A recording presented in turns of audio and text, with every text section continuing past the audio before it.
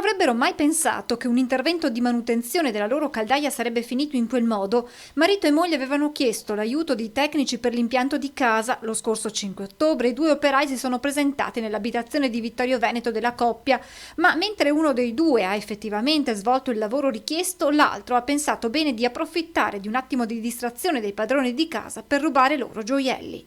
Successivamente, una volta terminato l'intervento, i proprietari si sono accorti della mancanza di un scrigno con dei monili in oro che erano di loro proprietà, per cui è scattata la denuncia. Le successive indagini dei carabinieri di Vittorio Veneto hanno permesso di denunciare il responsabile del furto, un 27enne veneziano, mentre è stato accertato che il collega intervenuto con lui nell'abitazione quel giorno era completamente estraneo ai fatti. Grazie al supporto dei carabinieri della stazione di San Donà di Piave sono stati recuperati i monili in oro che l'autore del furto aveva ceduto ad un combro oro, spacciandoseli come oggetti di sua proprietà.